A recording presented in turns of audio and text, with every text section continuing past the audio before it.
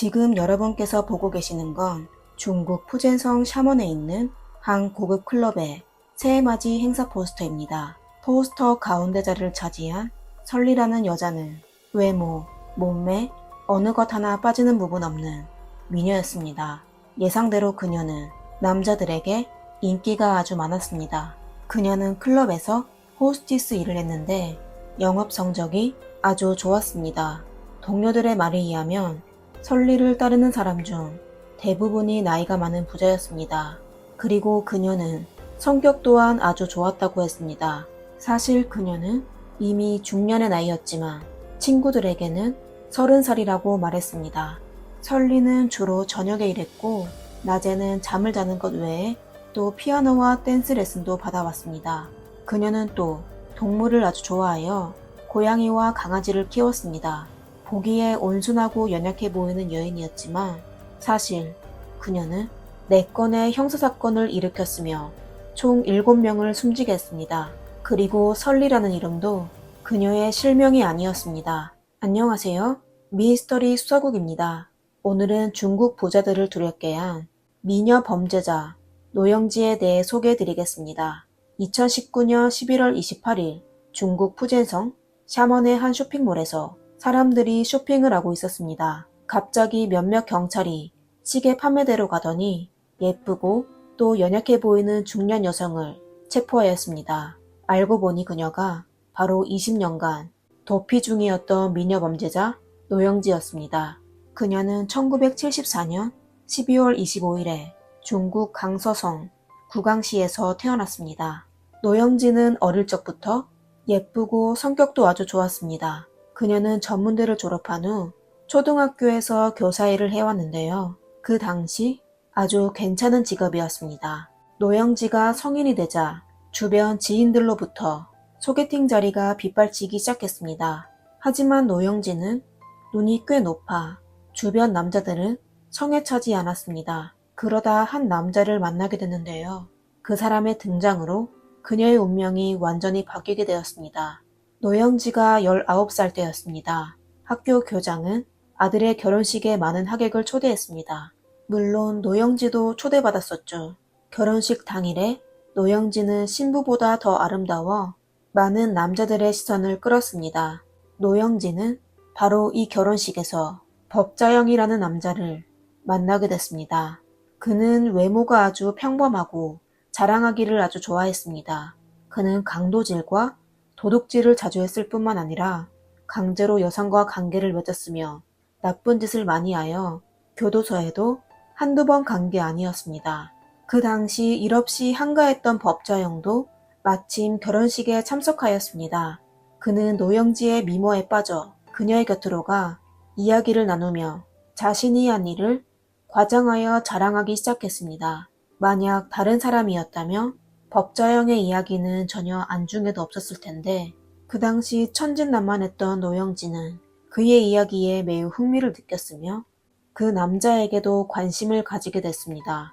결혼식이 끝난 후 법자영은 노영지를 집까지 바래다 주기로 했지만 그녀에게 거절당했습니다. 하지만 법자영은 여러 사람에게 물어 결국 그녀의 집 주소를 알아냈습니다. 그 후로부터 그는 노영지를 자주 불러 같이 놀러 다니기 시작했습니다. 노영지도 점점 그를 사랑하게 됐습니다. 하지만 그녀의 가족들은 법자영에 대해 아주 불만스러웠습니다. 그들은 법자영이 전과자라는 걸 알고 둘의 교제를 반대하였습니다. 하지만 노영지는 가족들의 말을 듣지 않았습니다. 1996년 법자영은 다른 사람과 싸우다가 작살로 그 사람을 다치게 하여 22세였던 노영지를 데리고 고향을 떠나 도망쳤습니다. 1996년 7월 노영지와 법자영은 장시성 난찬성에 도착했습니다. 노영지는 신분을 위조하여 유흥업소에서 호스티스 일을 해왔습니다. 그녀는 돈을 버는 게 목적이 아니라 그냥 돈 많은 남자를 꼬셔 법자영이 강도질을 할 수 있게 도와주었습니다. 첫 번째 사기 피해자는 웅모 씨였습니다. 노영지와 법자영은 웅모 씨의 금목걸이와 소지품을 빼앗던 중 그의 집 열쇠를 보게 되었습니다. 웅모 씨에게서 집 주소를 알아낸 후 법자영은 옥모 씨를 숨지게 한 후 또 토막까지 냈습니다. 그리고 둘은 바로 그날 저녁에 옥모 씨의 집으로 갔습니다. 옥모 씨의 아내는 장 씨였는데요. 법자영은 무기와 밧줄 등 도구로 그녀를 통제하고 노영진은 바로 방안을 뒤져 돈이 될 만한 장식품과 현금 그리고 채권 등을 찾아냈습니다. 금품과 현금을 훔친 후 그 둘은 바로 장모 씨와 그녀의 3살배기 딸을 바로 숨지게 했습니다. 모든 일을 마친 후 법자영과 노영진은 바로 중국 강서성 난창시로 도망갔습니다. 이번 사건은 바로 노영지가 기획자였습니다. 그녀는 추후 법정에서 현장에 지문이 남아있을까봐 웅모 씨의 집을 불태우려고 했지만 법자영이 그녀를 말렸다고 진술했습니다. 1997년 9월 노영지와 법자영은 중국 절강성 온주시로 갔습니다. 그들은 난창에서 사용했던 수법으로 노영지가 술집에서 일하며 돈이 있는 남자를 찾기로 했습니다. 피해자 양모 씨가 바로 그들의 두 번째 먹잇감이었습니다. 그들은 양모 씨를 통제한 후 그의 몸에서 돈 될 만한 물건을 건지지 못하자 피해자를 협박하여 다른 한 명의 피해자 유모 씨를 불러왔습니다. 법자영은 유모 씨에게 현금과 휴대전화를 포함한 소지품을 빼앗았고 노영진은 유모 씨의 통장과 은행카드로 현금을 인출하였습니다. 그 당시 CCTV를 보면 은행 종업원은 왜 본인이 직접 돈을 인출하러 오지 않았냐고 물었습니다. 노영진은 매우 침착하게 그에게 일이 있어 대신 오게 되었다고 전했습니다. 그리고 그녀는 인출서에서 유모 씨의 이름을 적었습니다. 노영지의 침착함은 다시 한번 그녀가 법자영의 협박으로 범행을 저지른 게 아니라는 걸 증명하였습니다. 돈을 인출한 그녀는 바로 법자영에게 전화를 걸었습니다. 이건 두 사람이 사전에 서로 상의한 신호인데요. 돈을 성공적으로 인출하게 되면 바로 인지를 처리하기로 한 것입니다. 법자영은 두 사람을 숨지게 했습니다. 재판 중 검사는 노영지의 이번의 전화가 두 인질이 숨지게 된 직접적인 이유 중 하나라고 했습니다. 이 악랄한 커플은 이번 사건으로 더욱더 대담해졌습니다. 그들은 매번 범행에서 돈을 얻게 되면 아낌없이 즐기기 시작했습니다. 그러다 1998년 여름에 빈털터리가 된 둘은 장수성 상주시로 갔습니다. 이번에도 그녀는 똑같은 수법으로 유모 씨를 임대한 주택으로 데려갔습니다. 그리고 법자영은 숨어있다 갑자기 나타나 범행 도구로 유모 씨를 꼼짝 못하게 하고 노영지가 미리 준비해둔 철사로 유모 씨의 의자를 묶어놨습니다. 유모 씨도 모든 강도 사건 중 유일하게 생존한 사람입니다. 사건이 20년이 지났는데도 여전히 그의 몸에는 사건 당시 철사로 묶인 흉터가 남아있다고 합니다. 유모 씨는 법정에서 본인이 노영지와 단둘이 있었을 때 그녀가 그를 여러 번 해치려고 했었다고 진술했습니다. 노영지와 법자영은 유모 씨에게 그의 아내에게 전화하여 몸값을 준비하라고 시켰습니다. 그리고 노영지가 약속된 장소로 가 유모 씨의 아내를 임대한 아파트로 데려왔습니다. 유모 씨의 아내는 약속대로 7만 유안, 하나로 약 1350만 원을 가져왔습니다. 돈을 받은 노영지와 법자영은 바로 온주시로 도망갔습니다. 1999년 9월 노영지는 법자영을 따라 중국 안후이성 허페이시로 도망갔습니다. 그들의 수단은 점점 더 악독해졌습니다. 둘은 우선 집을 임대하여 개를 키운다는 이유로 철창을 주문 제작했습니다. 하지만 사실은 사람을 납치하고 가두려고 한 것이었습니다. 노영진은 술집에서 돈이 많은 남자를 찾다 은모 씨를 만나게 되었습니다. 그녀는 우선 은모 씨를 임대한 주택으로 데려가 방문을 닫은 후 태도를 바꿨습니다. 오래 기다렸던 법자영은 신속하게 은모 씨를 묶은 후 그를 철창에 가뒀습니다. 그들은 또 한 일꾼을 집으로 불렀습니다. 일꾼의 이름은 루중명이었는데요. 사건 당시 31살이었고 한 가정의 가장이었습니다. 그는 아이들의 학비를 마련하기 위해 아내와 함께 허페이시에 와서 일을 해왔습니다. 하지만 불행히도 그는 결국 법자영이 은모 씨를 겁주기 위한 도구가 되어 비참하게 숨졌습니다. 그리고 은모 씨도 결국 비극을 피해갈 수 없었습니다. 둘은 은모 씨의 집으로 가 그의 아내에게 현금을 요구했습니다.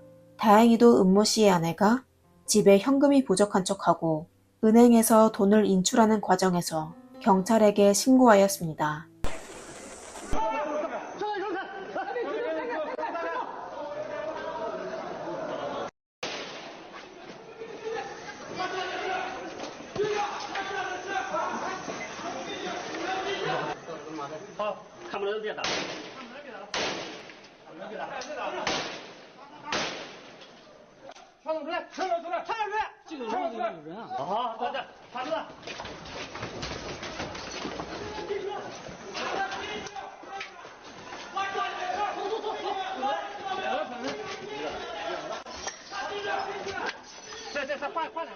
경찰은 법자영을 포위하여 결국 그를 체포하였습니다. 하지만 그가 체포되기 직전 밖에서 대기하던 노영지에게 전화하여 빨리 떠나라고 알려주었습니다. 그 덕에 그녀는 운이 좋게 탈출하여 20년 동안이나 도피 생활을 하게 되었습니다. 법자영은 체포된 후 본인이 저지른 죄를 전부 인정하며 극형을 선고받았습니다. 그는 처형되기 전 노영지가 체포되지 않아 마음이 놓였다고 했습니다. 20년간 노영지는 타고난 감으로 잘 숨어 다녔습니다. 그녀는 항상 가짜 신분으로 비정규직 일만 해왔으며 주위 사람들과 사이좋게 지내고 문제를 일으키지 않았습니다. 불필요한 문제 때문에 경찰의 눈에 띄기 싫어서였죠. 하지만 20년 후 사건 수사 수단이 발전되면서 얼굴 인식 기술도 사건 수사 과정에서 중요한 수단이 되었습니다. 2019년 11월 운검 작전이 중국 샤먼시에서 시작되었습니다. 얼굴을 인식하여 이전에 등록된 용의자의 정보 데이터와 비교하여 용의자를 체포하는 작전이었습니다. 그러다 샤먼시의 한 대형 쇼핑몰에 얼굴인식 설비에서 20년 전 탈출한 용의자와 유사한 사람이 나타났다는 정보가 경찰서로 전해졌습니다. 경찰은 바로 쇼핑몰로 달려가 시계 판매 코너에서 20년간 도피 중인 노영지를 체포하였습니다. 그녀는 40이 넘었는데도 여전히 아름다웠습니다. 노영지는 체포된 후 자신의 실명을 인정하지 않고 고향도 안우이성이라고 우겼습니다. 경찰은 그녀의 DNA 검사를 통해 그녀가 노영지라는 걸 증명하였습니다. 명확한 증거 앞에서 노영지는 할 수 없이 본인의 신분을 인정하며 체포영장에 서명하고 지문도 눌렀습니다. 노영지가 체포됐다는 소식에 사람들은 아주 의아해하며 그녀의 모습을 궁금해했습니다. 그리고 노영지는 체포된 후 변명을 하기 시작했습니다. 듣기로 노영지가 체포된 후 그 당시 그녀의 남자친구는 여전히 그녀를 떠나지 않았으며 온 재산으로 그녀를 구하겠다고 했습니다. 2020년 12월 21일 노영지 사건은 난창시 중국인민법원에서 공개심리를 진행하였습니다. 그녀는 고의상해와 강도 그리고 납치 혐의로 기소되었습니다. 하지만 노영지는 법원에서 경찰서에서 인정한 사실을 부인하였습니다. 그녀의 말을 들은 피해자와 웅씨 가족은 분노에 잠기게 됐습니다. 이번 재판의 웅씨 가족은 금전적 배상 요구를 하지 않았으며 그냥 피해자에 대한 정의를 바랐습니다.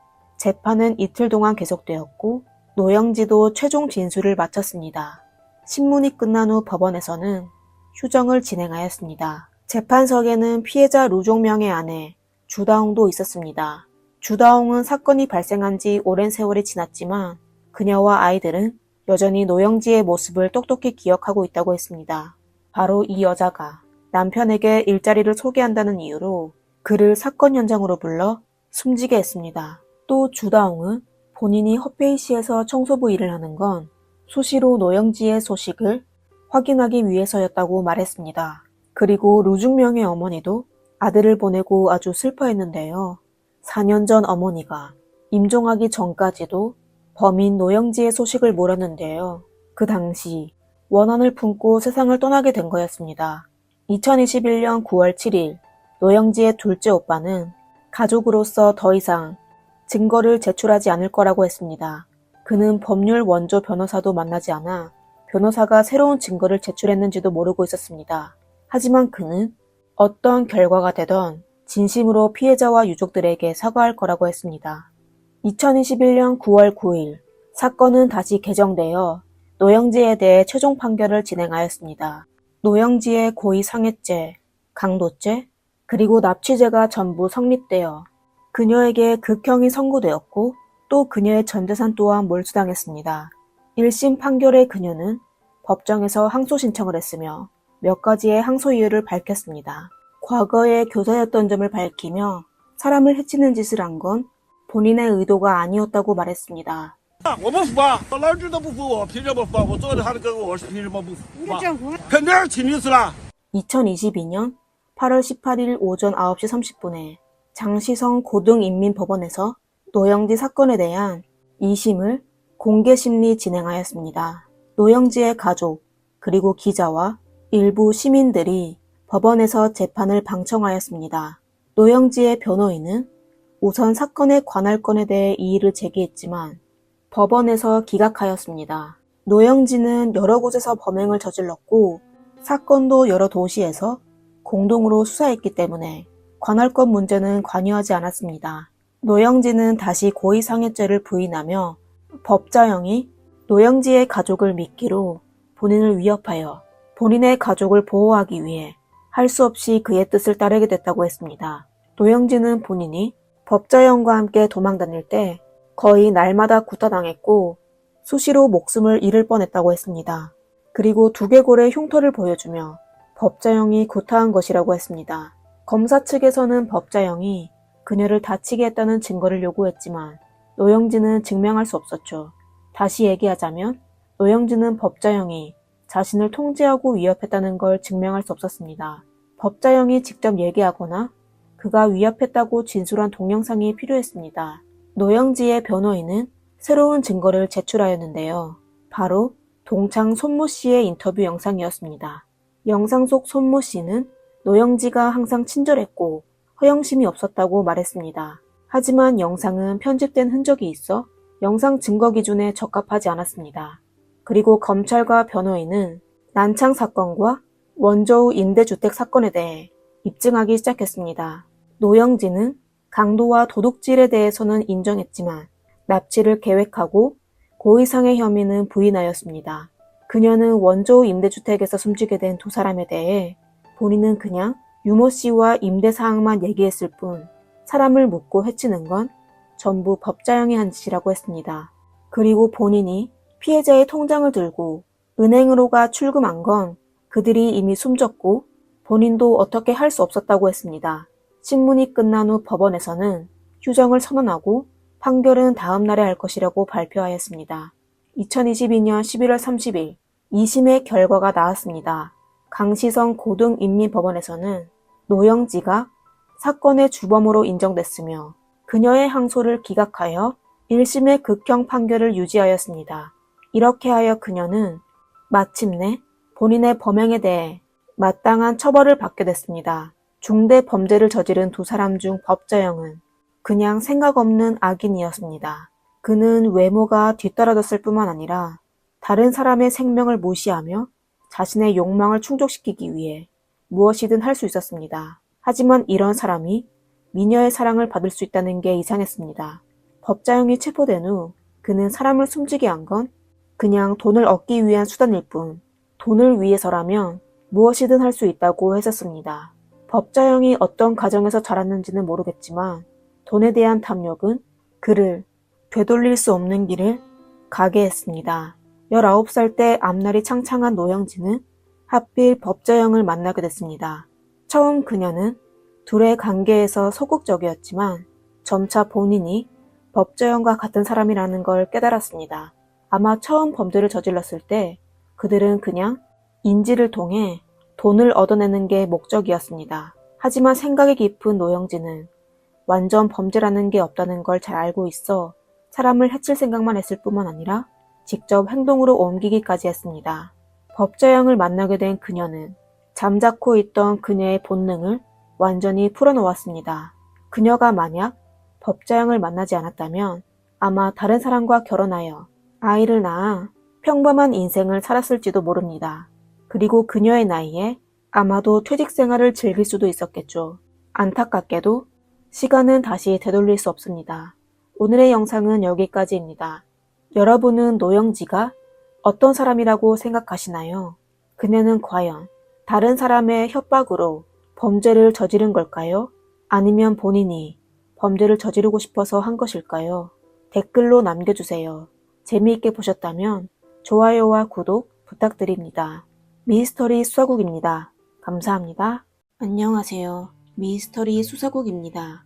오늘은 수백만 명의 팔로워가 있는 인플루언서 부부에 대해 소개해드리겠습니다. 겉보기에 그들은 행복한 삶을 살고 있지만 사실 그들의 생활은 질투와 오만 그리고 분노로 가득 찼습니다. 그들의 거짓 생활이 사람들에게 알려지자 비극이 뒤따랐습니다. I've never met anyone else like you. And I don't think I ever will. And I'm not saying that because it's cliche. I'm saying that because no one's ever moved me the way that you do. Did you kill her?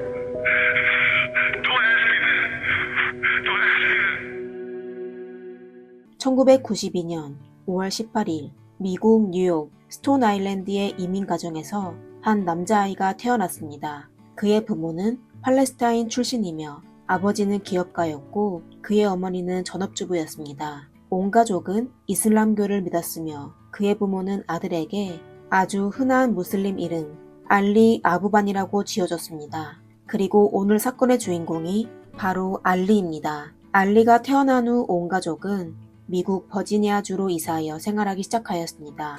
알리는 어릴 적부터 예능에 재능이 있어 보였습니다. 그는 음악을 잘하고 성격이 좋아 주변 사람들을 즐겁게 하며 사람들의 주목을 받는 걸 즐겼습니다. 14살 때 그는 한 밴드의 보컬이 되어 연예인을 꿈꿔왔습니다. 그러다 군대에 입대하여 일본 오키나와의 미공군 기지에서 복무하게 되었습니다. 2015년 그는 일본에서 젊고 아름다운 안나 말이라는 여자를 만나게 됐습니다. 안나는 알리보다 1살 어렸고 그의 일가족은 필리핀에서 오키나와로 이민한 이민자였습니다. 안나는 고등학교 졸업 후 필리핀 과기대학에 입학하여 이과 학사학위를 취득하였습니다. 안나는 성인이 된 후 지성과 미모를 겸비한 여성이 되었습니다. 그녀는 스마트하고 착하며 아주 매력적이었습니다. 안나의 아버지도 공군기지에서 근무하고 있어 그녀와 알리는 자연스럽게 만나게 됐습니다. 그리고 첫 만남부터 두 사람은 서로에게 반하게 됐습니다. 알리는 안나의 매력에 푹 빠지게 됐습니다. 그들이 사귄 지 1년도 안 돼 알리는 안나에게 청혼하였죠. 그는 안나와 같이 본인의 고향 버지니아로 돌아가 생활하기 시작하였습니다. 그러다 그들의 딸 아마라서가 태어났습니다. 버지니아에는 웅장한 산과 강 그리고 숲과 아름다운 사계절이 있습니다. 알리는 여유롭고 한가로운 버지니아에서 생활하는 게 꿈꾸는 것 같이 행복하다고 생각하였습니다. 그리고 그는 자신이 유명한 연예인이 되는 걸 계속 꿈꿔왔습니다. 알리는 자신의 꿈을 이루기 위하여 직접 노래를 제작하여 인터넷에 자기가 노래하는 영상을 올렸습니다. 그러다 그는 틱톡을 통해 코미디 스케치와 유명인을 패러디하여 올리기로 하였습니다. 그리고 계정의 이름을 진키드로 지었습니다. 그는 또 영화를 즐겨봤는데요. 영화 속 캐릭터를 따라하는 걸 좋아하였습니다. 그가 가장 좋아하는 역할은 1983년에 제작된 스카페이스의 남자 주인공 토니 몬테나였습니다. 그리고 토니 몬테나를 패러디하여 올린 영상이 그를 틱토커로 만들었습니다. 2019년 알리가 틱톡에 처음으로 래퍼를 흉내낸 영상을 올려 많은 사람이 보게 되자 그를 팔로우한 사람이 급속히 늘기 시작하였습니다. 인스타그램에 25만 명, 틱톡에 95만 명, 그리고 유튜브 구독자는 20만 명이 됐습니다. 모든 팬들을 합하면 100만 명 이상이 됐습니다. 알리의 팬들은 그가 올린 동영상에 극찬하며 그가 유명인을 따라하는 모습이 너무 재밌다고 하였습니다. 알리가 유명해지자 그는 안나도 동영상에 올리곤 했습니다. 그러다 얼마 안 돼 안나도 본인의 계정을 만들어 본인이 제작한 동영상을 올리기 시작하였습니다. 잘생긴 남자와 아름다운 여자의 조합은 바로 많은 팔로우를 얻게 되어 부부는 높은 인기를 얻게 됐습니다. 2021년 알리와 안나는 캘리포니아주 샌디에이고로 이사하기로 하였습니다. 안나는 샌디에이고에 친구가 있었습니다. 그리고 캘리포니아에는 할리우드가 있어 연예인을 꿈꾸던 알리가 꿈에 한 발자국 더 다가갈 기회가 되었습니다. 부부는 샌디에이고에서 가장 번창한 지역인 이스티 카운티에서 거주하게 됐습니다. 그곳에는 높은 건물과 나이트클럽이 있었습니다. 알리와 안나도 그들의 새로운 생활에 만족하였습니다. 안나는 샌디에이고에 이사한 후 더욱더 아름다워졌습니다. 그녀는 본인의 SNS에 자신이 헬스하는 사진과 친구와 함께 쇼핑하고 미용하고 있는 일상을 올리기 시작하였습니다. 한편 알리는 코미디 영상 외에 안나와 사랑하는 모습이 담긴 동영상을 올려 팔로워를 모으고 있었습니다. 그러다 샌디에이고에서 생활한 후 알리는 더욱 많은 사람에게 알려지며 수입도 늘어났지만 그의 정신 상태는 점차 무너지기 시작하였습니다. 사람들은 그가 인터넷에 공들여 만들어낸 완벽한 커플 캐릭터를 통해 점차 알리의 기형적인 사랑을 알게 됐습니다. 안나는 샌디에이고에서 점점 좋은 생활을 하는 것 같았지만 알리가 점차 이상하다는 걸 알게 되었습니다. 알리는 종종 술에 취한 상태에서 생방송을 하였습니다.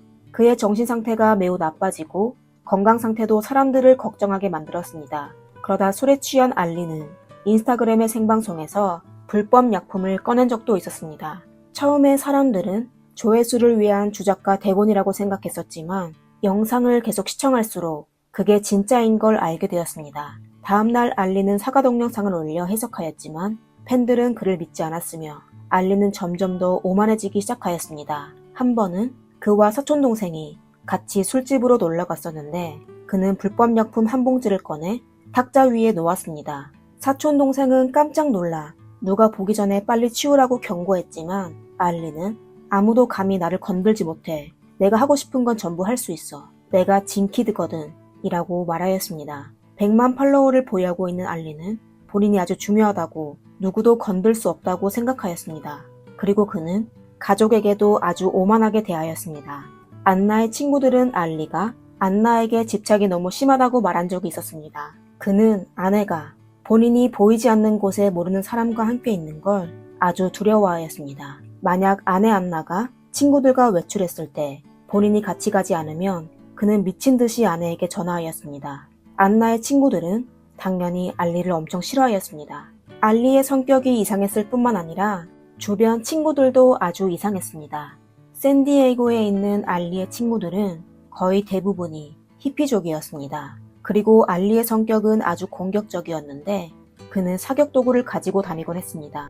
2021년 초 안나는 경찰에 신고하여 알리가 본인을 밀어 다치게 했다고 하며 딸이 전체 과정을 목격했다고 신고했습니다. 그리고 알리는 인스타그램에 생방송을 하고 있을 때 사람들 앞에서 안나를 꾸짖은 적이 있었습니다. 그는 안나가 미국 국적을 취득하기 위해 본인과 결혼했다고 비난하였습니다. 그리고 그는 또 아내에게 매일 친구들하고 놀라고 샌디에이고로 데려온 줄 아냐? 넌 나 아니었으면 미국에서 나 같은 남자 못 만나 라고 하며 조롱하였습니다. 알리의 말에는 애당초 안나에 대한 사랑이 없으며 망상과 광기만 남았습니다. You're not even an American citizen. I brought you to this goddamn country. Name one man that would do that shit for you. Women, man. Ungrateful. 그러다 10월 18일에 안나는 더 이상 참지 못하겠다고 생각하여 알리에게 아파트에서 나가라고 하며 알리의 접근 금지를 신청하며 이혼을 요구하였습니다. 알리는 그의 주택에서 차로 20분 거리에 있는 호텔에 입주하게 됐는데 그 후로부터 안나를 통제할 수 없게 됐습니다. 하지만 알리는 아내를 쉽게 놓아줄 생각이 없었습니다. 그는 인터넷에서 아내에 대한 미친 짓을 계속하였습니다. 그는 생방송에서 와인을 마시며 운전하며 생방송을 시청하고 있는 예쁜 여자 보고 연락달라고 하였습니다. 심지어 아내를 감시하기 위해 안나 몰래 아파트 열쇠를 복사하였습니다. 그는 계속하여 안나에게 전화를 했는데요. 안나가 전화를 받지 않으면 그는 안나의 친구에게 전화하여 안나가 어디에서 무엇을 하고 있기에 전화를 받지 않냐고 물었습니다. 안나의 친구들 또한 알리에게 안나를 놓아주라고 경고하였습니다. 하지만 알리는 안나가 홧김에 이혼을 요구한 거지 진심이 아니라고 생각했습니다. 심지어 사촌동생도 안나를 포기하고 새로운 여자를 찾으라고 설득하였지만 알리는 듣지 않았습니다. 사실 그는 속으로는 본인 정도면 어떤 여자든 줄을 선다고 생각했지만 지금 이 순간 안나가 가장 필요하다고 생각했습니다. 그러다 2021년 10월 21일에 알리가 아파트를 떠난 지 3일 만에 그는 안나가 외출하는 틈을 타 복사한기로 몰래 집 안으로 들어갔습니다. 그리고 안나에게 전화하여 본인이 복사한기로 집 안으로 들어갔다고 말하였습니다. 그리고 그는 딸의 아이패드에 도청 소프트웨어를 설치하여 집 안의 모든 소리를 실시간으로 들으려고 했습니다. 알리는 모든 걸 끝내고 다시 호텔로 돌아갔습니다. 알리가 집을 떠난 후 얼마 안 돼 안나가 집으로 돌아오게 됐습니다. 그녀는 레이번 베런이란 친한 남사친과 함께 집으로 돌아왔습니다. 레이번은 29세이며 샌디에이고의 현지인이었습니다. 사실 안나가 남편이 아파트의 열쇠를 복사하여 수시로 돌아와 본인과 아이들을 해치려고 했다고 하여 레이번이 달려온 것이었습니다. 하지만 그의 선의가 비극의 원인이 됐을 줄은 상상도 하지 못했습니다. 그 당시 알리는 호텔에서 그들의 대화를 엿듣고 있었습니다. 그는 안나가 집으로 돌아온 소리와 한 명의 남자 목소리를 듣게 되었습니다. 본인과 통화하는 것조차 거부하는 아내가 낯선 남자를 불러 본인의 집에서 웃고 떠들며 얘기한다고 생각하게 되자 알리는 점점 불안해지며 분노에 빠져들었습니다. 그러다 오후 3시쯤 그는 호텔에서 다시 아파트로 가 엘리베이터를 타고 35층으로 올라갔습니다. 엘리베이터가 올라가는 동안 알리는 울며 본인이 도착하기 전에 안나가 그 남자와 관계를 맺지 말라고 기도하였습니다. 엘리베이터 문이 열리자마자 그는 바로 뛰쳐나와 아파트의 문을 열고 들어갔습니다. 그 당시 안나와 레이번은 소파에 앉아 있었으며 레이번은 안나의 어깨를 끌어안고 그녀를 위로하고 있었습니다. 알리는 바로 사격 도구를 꺼내 레이번을 향해 사격하였습니다. 안나는 깜짝 놀라 비명을 지르기 시작했지만 순간 본인의 이마에도 구멍이 뚫렸습니다. 안나가 쓰러진 후 알리는 그들의 아파트를 떠났습니다. 그는 우선 본인의 어머니에게 전화하여 자신이 한 짓을 고백하였습니다. 그리고 그는 911로 전화하여 본인의 아파트로 돌아갔을 때 2명의 피해자가 거실에 쓰러진 걸 목격하게 됐다고 거짓말을 하였습니다. 전화를 받은 교환원은 그에게 현장에 있으라고 지시했지만 그는 급하게 할 일이 있다며 전화를 끊어버렸습니다. 그리고 알리는 딸을 픽업하러 학교로 갔습니다. 딸을 만난 알리는 본인이 안나를 해쳤다는 사실을 딸에게 알려줬습니다. 신고받은 경찰은 바로 알리의 핸드폰을 추적하여 15분 만에 그를 체포하였습니다. 알리는 3가지의 혐의로 기소되었습니다. 처음 재판 때 알리는 본인이 무고하다며 검사에게 소리까지 질렀습니다. You think I wanted this? Or I found your daughter? I wanted this? Who the are you? Mr. Bull, Mr. Bullabot, I need you to stop. My life is destroyed. Mr. Bullabot, I need you to stop. I created this. Mr. Bullabot, I need you to stop. 판사는 알리가 딸 아마라에게 접촉하지 못하도록 보호령을 발표하였습니다. 그리고 그에 대한 재판은 오늘까지도 진행 중입니다. 사건은 여기까지입니다. 이전에 소개해드린 여러 사건과 마찬가지로 오늘 사건의 주인공 알리도 자기애성 성격장애를 앓고 있습니다. 자기애성 성격장애 환자는 대인관계에서 남을 위할 줄 모르고 자신의 중요성을 지나치게 느껴 모든 것이 자기중심적입니다. 자기애성 성격장애를 앓고 있는 환자는 지나치게 이기적이지만 극도로 취약한 자존감을 가지고 있습니다. 그들은 사소한 비판조차도 받아들일 수 없습니다. 알리는 지나친 자신감으로 본인의 능력을 믿으며 목표가 또렷했습니다. 그리고 한편으로는 열등감으로 타인의 관심을 잃을까봐 두려워하며 본인이 평범하다는 점을 받아들일 수 없었습니다. 이런 모스는 자신이 원하는 거에 대하여 매우 집착해하며 통제 욕구가 심하여 본인이 가지고 있는 모든 것을 곁에 둬야만 안전하다고 느껴집니다. 그리고 알리는 안나를 본인의 부속품으로 생각하며 모든 것을 본인이 컨트롤하기를 원했습니다. 사실 알리의 집착은 안나와 사귈 때부터 드러났습니다. 한 번은 안나의 친구가 그녀에게 연락했었는데 알리가 전화를 받게 되었습니다.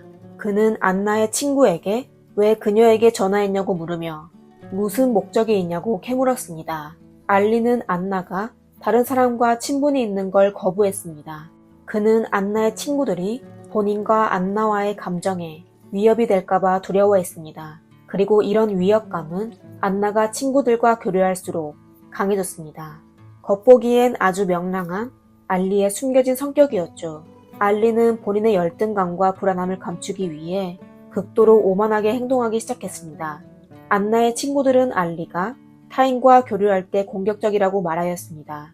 그는 다른 사람의 말을 끊기 좋아하고 본인이 화제를 주도하려고 하며 이로 본인이 다른 사람보다 능력이 뛰어난 척하였습니다. 그는 항상 자신의 업적을 자랑하였는데요. 안나와 결혼한 게 그의 인생에서 첫 번째 영광이었습니다. 아름다운 안나는 알리만 바라보고 알리를 위해서만 웃는다고 하였습니다. 그러다 안나가 점점 활동 범위가 넓어지자 알리는 불안감을 느끼곤 결국 완전히 다른 사람으로 변하였습니다. 알리는 자기가 본인의 인생의 절대적인 주인공이라고 생각해 왔습니다. 그는 심지어 안나가 본인을 집 밖으로 내쫓는 장면도 생방송을 진행했었죠. 자기애성 성격장애를 앓고 있는 그는 항상 시청자가 필요했습니다. 이것 또한 알리의 두 번째 성격장애, 연극성 인격장애를 반영하였었죠. 연극성 인격장애가 있는 사람은 항상 미성숙하고 정서적으로 불안정하며 대인관계에서 남을 위할 줄 모르고 자기의 중요성을 지나치게 느껴 모든 것이 자기 중심적입니다. 그리고 다른 사람이 자신을 비판할 때는 상대방에 대한 무관심과 분노로 인해 상대방을 모독하고 어떤 일에 실패하거나 실의에 빠질 때는 스스로에 대한 열등감, 수치심, 허무감으로 괴로워했습니다. 법정에서 알리는 고의상해 혐의를 마주하며 눈물을 흘렸습니다. 하지만 그의 눈물은 피해자를 위한 게 아닌 본인에 대한 안타까운 마음이었습니다. 그는 이번 사건이 자신의 인생에 막대한 영향을 미쳐 힘들게 쌓아온 인기가 한순간에 무너졌다는 게 원망스러울 뿐이었습니다. 재판기간 방송국 기자가 구치소로 가 알리를 인터뷰하였습니다. 인터뷰 과정에서 알리는 아주 감정적이었는데 테이블을 때리며 억울함을 얘기했습니다. 그날 발생한 일에 대해 언급하기만 하면 아주 흥분했습니다. 그는 아내의 불륜 장면을 목격해 괴로웠다며 그 둘 때문에 본인의 인생을 망쳤다고 표현하였습니다. 사실 그가 인터뷰를 받을 때 어떤 부분이 진실이고 어떤 부분이 그가 연극을 한 것인지는 확인하기 어렵습니다. 알리는 결코 본인의 행동에 대한 벌을 받게 될 거라고 믿습니다. 오늘의 사건은 여기까지입니다. 여러분은 이번 사건에 대해 어떻게 생각하시나요? 아래 댓글에 남겨주세요. 그리고 재미있게 보셨으면 좋아요와 구독 부탁드리겠습니다. 감사합니다. 미스터리 수사국입니다.